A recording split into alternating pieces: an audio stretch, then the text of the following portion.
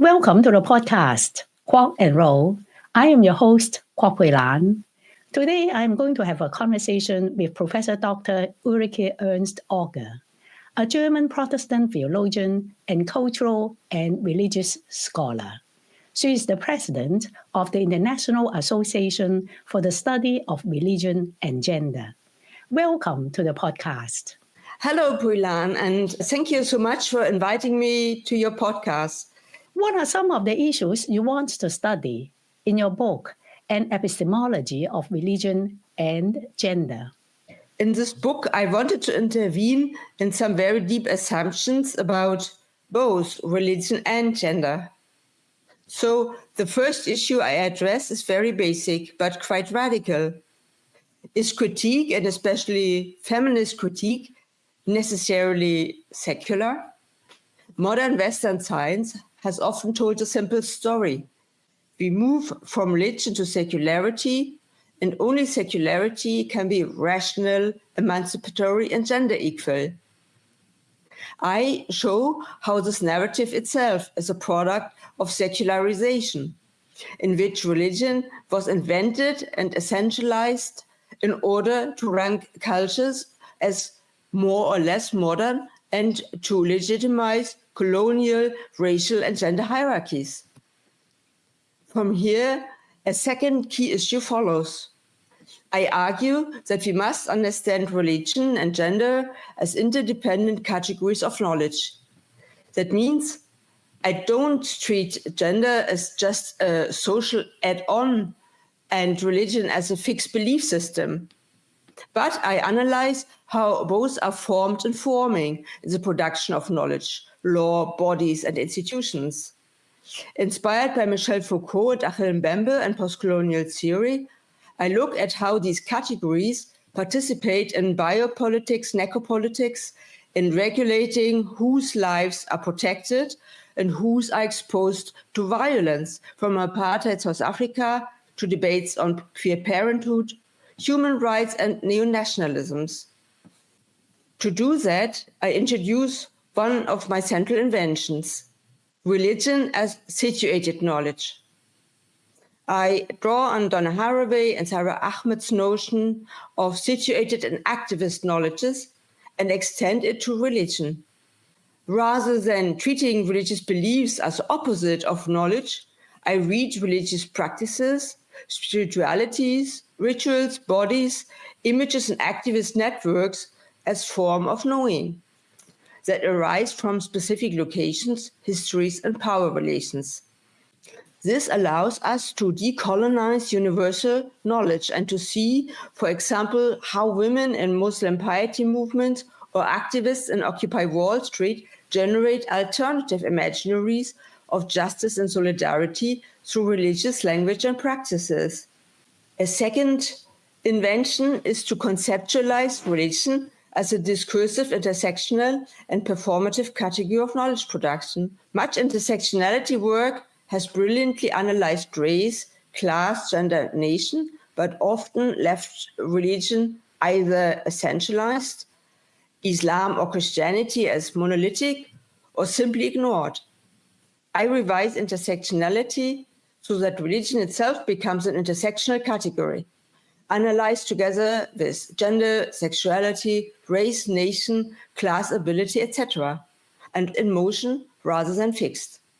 At the same time, I treat religion as performative, something that is done, embodied, translated, staged, and imagined. In truth commissions, in human rights debates, in Eastern European dissidents, in tattoos and textiles in Mali. Finally, the book addresses the question of agency and futurity. Post-secular debates have shown that political subjectivity and agency can emerge through religious piety and spirituality, not only through secular critique. I ask, how can religious practices, when de-essentialized and denaturalized, become resources for individual and collective agency, for radical democracy, and for imagining different futures? Across case studies from the peaceful revolution of 1989 in East Germany to Occupy religion in New York and queer families in Berlin, I explore how people inhabit and subvert biopolitical regimes and how religion, understood as situated, discursive, intersectional, and performative knowledge, participates in creating a radical social imaginary that resists death-dealing orders and opens spaces for more just and livable lives. This is such a rich book, and you use a postcolonial, postsecular, and queer perspective. Can you explain the intersection among these perspectives? In the book, I bring postcolonial, postsecular, and queer perspectives together because each of these approaches exposes a different dimension of how power works in the production of religion, gender, and knowledge. When they intersect, they allow a far more complex and decolonial understanding of how subjects, bodies, and communities are governed and how they resist. A postcolonial perspective is essential because the modern category of religion itself emerged through colonial epistemologies. As I show in the introduction, secular modernity did not simply discover religion.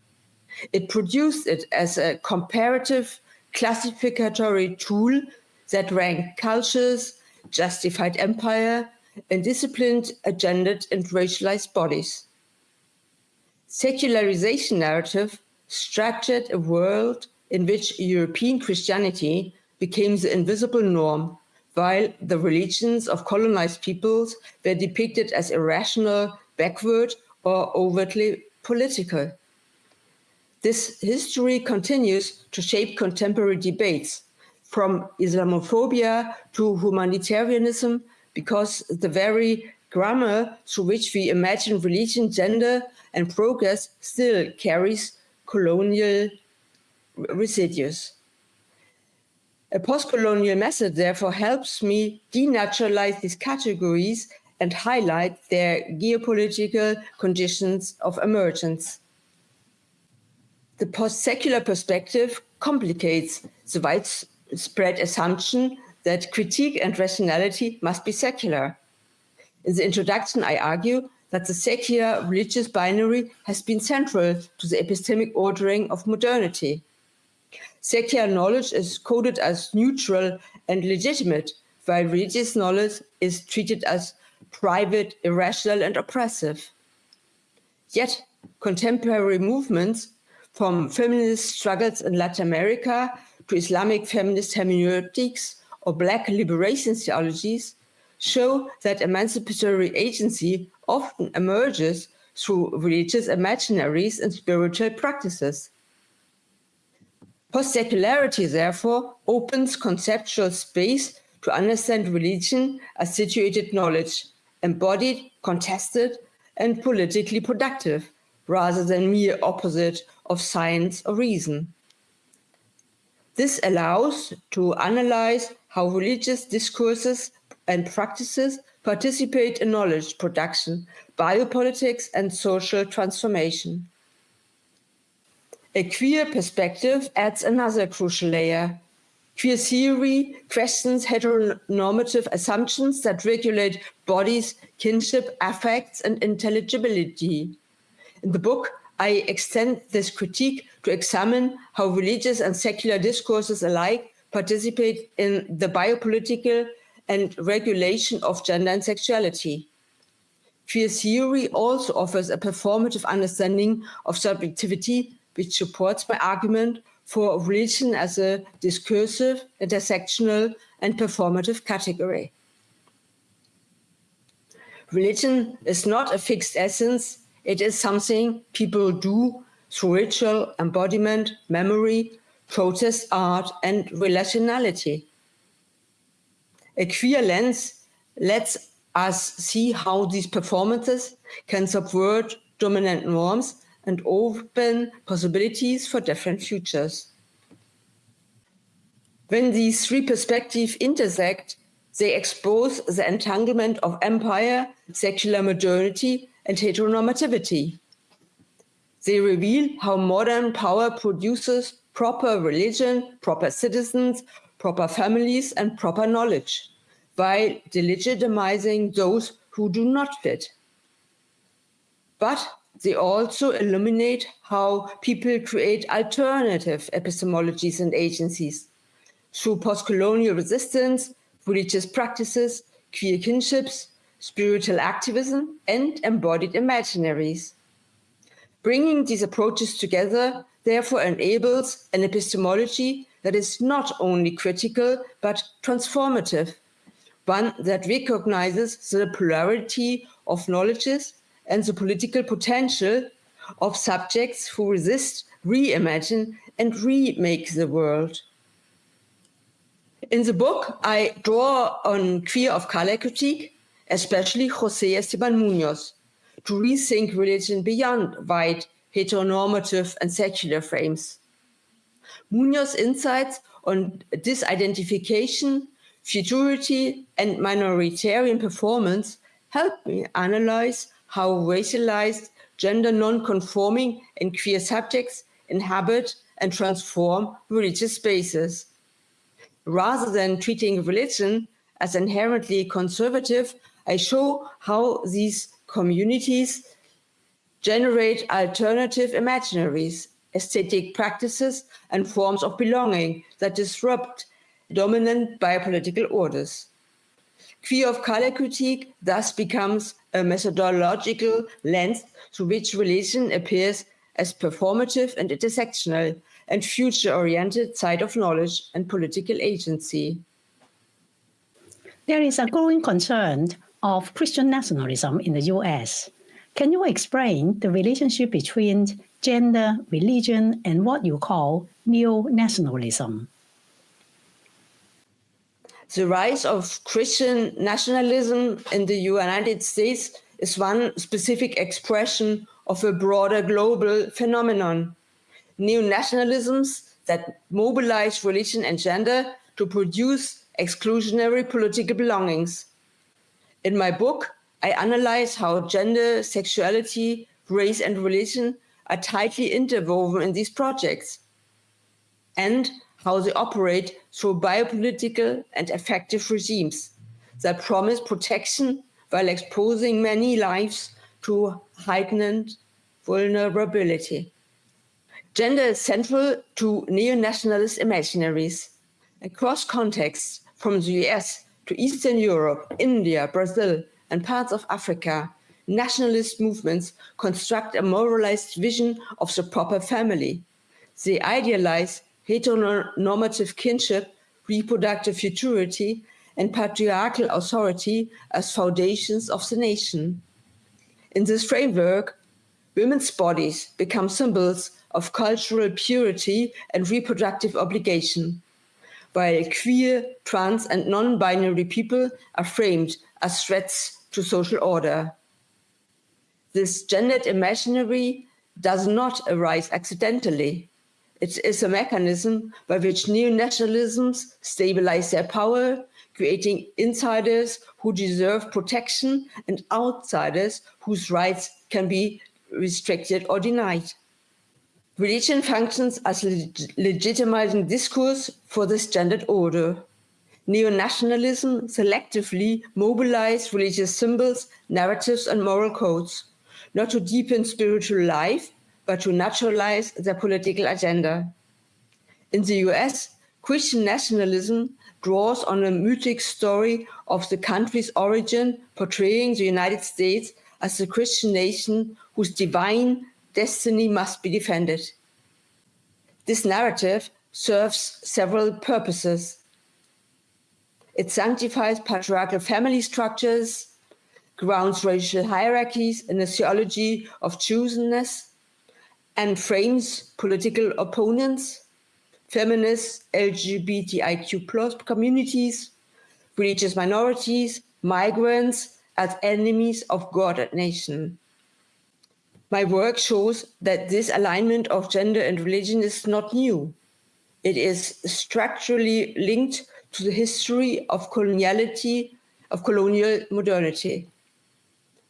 Secularization discourses portrayed white, Christian, heteronormative family like the pinnacle of civilization and used it to justify imperial expansion. Contemporary neo-nationalisms recycle these older patterns. They promise a return to an imagined past of moral clarity and racial homogeneity. This is why Christian nationalism in the US resonates so deeply with anxieties about demographic change, women's autonomy, and expanding queer visibility. The dynamic is biopolitical, governing who may live, who must reproduce, and whose lives are dispensable. Reproductive rights, trans healthcare, and educational curricula become battlefields because they determine the nation's imagined future. Neo-nationalisms, therefore, obsess over controlling bodies, especially those of women and queer people, under the guise of religious morality. My book also argues for understanding religion as a situated, discursive, intersectional, and performative category of knowledge. This reframing helps us to see that religion is not naturally aligned with nationalism. Christian nationalism is a particular performance of religion, tied to whiteness, patriarchy, and state power. But religious practices can also be mobilized against these formations through liberation theologies, queer and trans-religious movements, Black church activism, sanctuary act practices, and feminist reinterpretations of sacred texts. Thus, the relationship between gender, religion, and neo-nationalisms is not fixed, but contested. Neo-nationalisms use religion to police gender and racial boundaries. Yet, alternative religious epistemologies can unsettle these regimes and generate more just imaginaries of belonging, kinship, and community. The task is to expose the biopolitical operations to nationalist religion while amplifying the emancipatory possibilities that emerge when religion is understood as plural, embodied, and transformative field of knowledge. Do you see any difference between how American and European scholars approach gender and religion and feminist theology? When I compare American and European approaches to religion, gender, and feminist theology, I see partly shared theoretical tools, but rather different starting points and political pressures. In the United States, the challenge is that work on gender and religion unfolds in a context marked by powerful forms of Christian fundamentalism and today strong currents of Christian nationalism and neo-traditionalism. Feminist, queer, and postcolonial theologians are often arguing directly against neo-fundamentalist attempts to control bodies, sexuality, and education.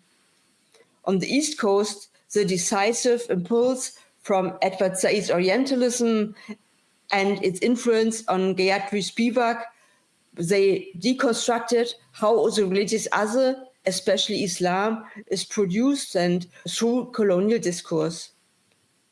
Spivak's Can the Subaltern Speak opened crucial questions about representation, but she largely maintains an anti-religious stance, which led to intense debates with theologians such as Catherine Keller and Mayra Rivera about whether religion can also be a site of emancipatory imagination. Also, the work of Serene Jones at Union Theological Seminary around Princeton University, as well as at the important Center of Theological Inquiry, CTI, and the Center of Advanced Studies, distinctly up to date, including postsecular conversation developed.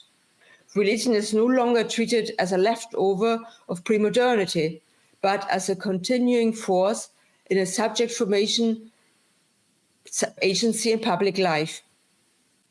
In this US context, I also locate yours, Kwok-Pui-Lan's eminent postcolonial feminist theology, which insists that theology must be reimagined through the margins of empire, and the next generation of scholars, represented by Lila Gandhi at Brown University, who draws on a Hindu background to develop new non-violent ethics and minor postcolonial theories that take spirituality seriously.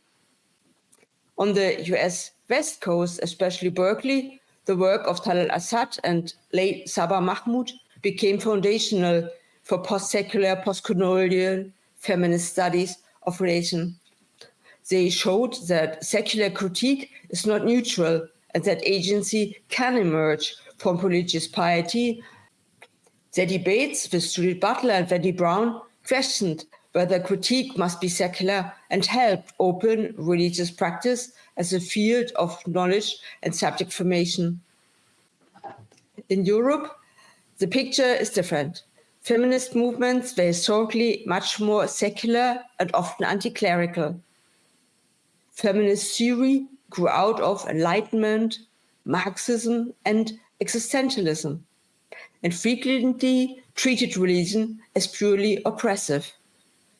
Gender research was strongly poststructuralist, drawing on French epistemology, Foucault, Derrida, feminist epistemology, Donna Haraway, gender performativity, Judith Butler, and intersectionality, Kimberly Crenshaw. Religion, by contrast, was often ignored or essentialized, and only recently integrated as an intersectional category. The political context is also different. Europe certainly has Christian fundamentalism, but we also face militant, secular, and far-right attacks, neo-nationalist and neo-fascist movements that combine Islamophobia with hostility to gender studies and LGBTIQ+ rights. The banning of gender studies in Hungary and similar attacks, documented in my report to the European Parliament 2018, show how academic work on gender and religion has become a battleground of democracy and academic freedom. Within theology and religious studies, some European scholars have strongly received poststructuralism and postcolonial critique and work extensively on religion as constructed category, with Tomoko Masuzawa and David Chittister. In my own work, I argue for religion as situated knowledge and as a discursive, intersectional, and performative category of knowledge production, extending gender theory to include religion itself. Important figures here include Lisa Isherwood, the late Marcella Althaus-Reid, and networks such as International Association of Study of Religion and Gender, European Society of Women in Theological Research, and which connect research to European institutions like the Commission and the European Court of Human Rights. So broadly speaking, American debates are more directly shaped by the struggle with internal Christian fundamentalisms, while European debates emerge from a more secular, post-structuralist, and increasingly post-colonial critique, where religion had to fight its way back as a serious epistemic category alongside gender. Of course, alongside the differences between the United States and Europe, there are numerous eminent scholars of religion and theology across the global south and around the world whose contributions far exceed what I can name here, and your podcast offers an impressive archive of their voices and insights. As the year is coming to an end, what are your reflections of the changes of world politics last year? Looking back at 2025, it feels as though the world has reached another decisive threshold, politically, ethically, and geopolitically. The year has intensified already existing fractures, but it has also revealed new forms of resistance, solidarity, and global interdependence. Several developments stand out to me because they illuminate how profoundly questions of power, borders, bodies, and belonging shape our shared future.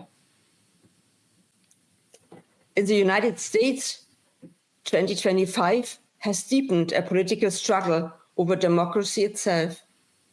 Christian nationalism continues to influence electoral politics, judicial decisions, and public debates about reproductive rights, migration, race, and gender. The tension between inclusive pluralist visions of democracy and exclusionary neo-traditionalist ideology is now unmistakably visible. At the same time, new grassroots and interfaith coalitions have emerged, often led by Black, Indigenous, feminist, and queer communities, pushing back against authoritarian tendencies and asserting democratic, ethical, and ecological commitments. The US continues to be a central stage where the battle over the meaning of religion, freedom, and social justice unfolds. The ongoing wars across Africa, from the Sahel to Sudan and Eastern Congo, have caused immense loss of life and deepened humanitarian catastrophe. Civilians face displacement, famine, and gendered violence, while global attention remains limited. These conflicts expose enduring neo-colonial power dynamics and biopolitical disposability of entire populations. Russia's ongoing war against Ukraine has ended another year marked by attrition, displacement, and a hardening of political belonging. The conflict continues to reshape Europe's security landscape, with long-term consequences for democracy, energy politics, and shared European futures. It has also revealed the limits of international institutions in preventing aggression, while at the same time strengthening transnational solidarity movements and new debates on decolonizing the post-Soviet Eastern European space. Ukrainian struggle has become emblematic for the defense of democratic agency against imperial resurgence. The war in Israel, the Palestinian territories, and especially Gaza, has overshadowed global politics with an enormous moral and humanitarian weight. The catastrophic loss of civilian life, the destruction of entire communities, and the persistence of occupation and militarization have profoundly shaken global consciousness. What 2025 has made clearer is that questions of human rights, international law, colonial legacies, and religious belonging cannot be separated. We have witnessed growing global civil society mobilizations, Jewish, Muslim, Christian, and secular groups demanding ceasefire, justice, and long-term political solutions grounded in equality and coexistence. Yet the political impasse remains profound, and major powers continue to shape the conflict through geopolitical interests rather than through ethical responsibility. In Hong Kong, the political landscape has further consolidated under Beijing's control. Academic freedom, civil rights, and independent political voices have been drastically reduced. Yet Hong Kong remains symbolically potent for global discussions about authoritarianism, surveillance, diaspora, and the shrinking of civic space. The Hong Kong diaspora has become an important site of memory, activism, and alternative political imagination. Europe, meanwhile, is navigating multiple crises at once. Right-wing neo-nationalist parties have gained new ground in several countries, mobilizing fears around migration, Islam, gender equality, and economic precarity. At the same time, European civil society universities and cultural sectors continue to be spaces where postcolonial critique, feminist and queer theory, and human rights discourses are actively developed and defended. The continent stands at a crossroads. Whether it will succumb to exclusionary identity politics or renew its commitment to pluralism, democracy, and transnational solidarity. Across all these regions, 2025 has revealed the fragility of political institutions and the deep hunger for justice, dignity, and livable futures. It has also shown that struggles over religion, gender, borders, and memory remain central to world politics. My hope is that the critical and creative energies emerging across movements, disciplines, and communities will continue to open spaces for resistance and for imagining in the spirit for postcolonial and queer futurity, worlds that are more just and more humane. What are some of the emergent issues for scholars of religion? As I look at the field today, I see several emerging issues that scholars of religion must urgently address to decolonize religion and theology further. For me, the first challenge is how our work can contribute to overcoming economic, epistemic, and governmental violence in sustainable ways. Religion and gender function as deeply discursive, intersectional, and performative categories of knowledge production, and we need to analyze how they participate in both reinforcing and resisting biopolitical regimes. My concern is always with how these categories shape real lives, who's protected, who's rendered disposable, and whose flourishing is even imaginable. A second major issue is the persistence of sexualized violence and war. Across many regions, including Africa, the Middle East, and Eastern Europe, we see how religion is interwoven with nationalism, militarism, and gendered violence. In my earlier work on the South African Truth and Reconciliation Commission, I showed how religiously infected notions of reconciliation and masculinity can obscure the realities of gendered harms. Today, similar mechanisms operate in multiple conflicts. As scholars, we must develop analytical tools that take seriously the role of religion within these violent structures, but also within the practices of survival and resistance that emerge from below. The third challenge is the accelerating ecological collapse. The climate crisis forces us to rethink the social imaginary itself. Ecological destruction is inseparable from colonial and capitalist histories, and it disproportionately affects women, racialized communities, and the economically marginalized. Here, scholars of religion need to examine not only how religious worldviews have contributed to extraction and domination, but also how they can nurture relationality, repair, and new visions of shared life. A fourth area is migration and post-migration. People on the move constantly unsettle fixed ideas of identity, nation, and belonging. Religious practices often become key resources for negotiating dignity and agency in these contexts. For this reason, I argue that a vision of intersectionality that treats religion as fully decentralized category, always independent with other axes of power. This leads to what I see as one of the central theoretical challenges: the pervasive essentialization of identity in both hegemonic and resistant scholarship. For decades, theologians, philosophers of religion, and even some feminists and queer approaches have relied on stable categories of identity.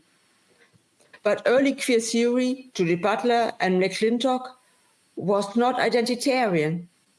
In following José Muñoz, I advocate for deconstruction, essentialization, and disidentification to all analytical categories we use.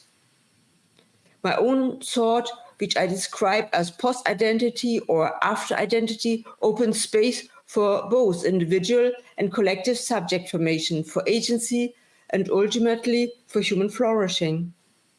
For me, the future of the field lies in cultivating imaginaries oriented toward futurity and peace. Imaginaries that refuse the inherited boundaries of identity and instead enable new forms of living together on a damaged planet. Thank you very much for joining the podcast today. If you find value in the podcast, please click like, comment, and subscribe. I will see you in the next episode. Thank you so much, Ulan, for this rich and inspiring conversation. I truly appreciate the opportunity to share my thoughts with you and your listeners. Thank you.